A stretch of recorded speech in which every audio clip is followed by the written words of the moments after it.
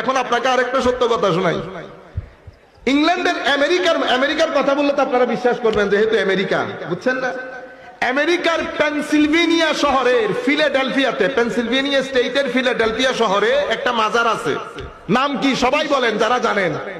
বাবা মহিউদ্দিন। সবাই বলেন বাবা, মানে বাবা মহিউদ্দিন। আপনারা এখানে বাবা বলি কত ধরনের রং করেন, কত ধরনের ঢং করেন। আপনারা কাউকে আমির বলেন না, আমিরজি করেন, নিয়ত বেঁধে রাখেন না। আপনি বাবা মানি বুঝেন, শুধু বাবা বাবাকে বলে না। বাংলা ডিকশনারিতে গিয়ে বাবার শব্দ দেখেন, বাবা কি কি অর্থে ব্যবহৃত হয়। আপনারা বুঝতে পেরেছেন? সম্মানিত উপস্থিতি, বাবা মহিউদ্দিন শ্রীলঙ্কা থেকে গেছে। পাহাড়ি মানুষ, কোন জায়গায় লেখাপড়া করে নাই। আরে ভাই, লেখাপড়া দূরের কথা, সাধু ভাষা, শ্রীলঙ্কার সাধু ভাষা আছে না, শ্রীলঙ্কান সাধু ভাষায় কথা বলতে পারতো না, পাহাড়ি ভাষায় কথা বলতো। লুঙ্গি পরে, গেঞ্জি পরে গেছে আমেরিকাতে।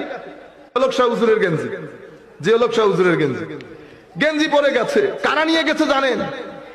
আমেরিকার প্রফেসর, ইঞ্জিনিয়ার, ডাক্তার এবং লয়ার, মেইন স্ট্রিম সোসাইটি যাকে বলে, তারা নিয়ে গেছে।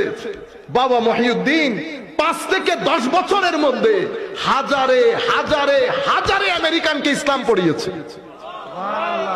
ভাষা জানেন না, কিছু জানেন না, ভাষা কোন স্কুল মাদ্রাসায় পড়েন নাই। এই বাবা মহিউদ্দিন, ওনার ওখানে মসজিদ প্রতিষ্ঠা হয়েছে। শত শত আমেরিকান, হাজারে হাজারে আমেরিকান ইসলাম কবুল করেছে। এবং উনি ওখানে লঙ্গরখানা খুলেছেন। আল্লাহর ওলিদের শান, টাকা দিয়ে দেওয়া, মানুষকে খাওয়ানো, এটা আল্লাহর ওলিদের বিশেষ শান। এটা আমার নবীর বিশেষ শান।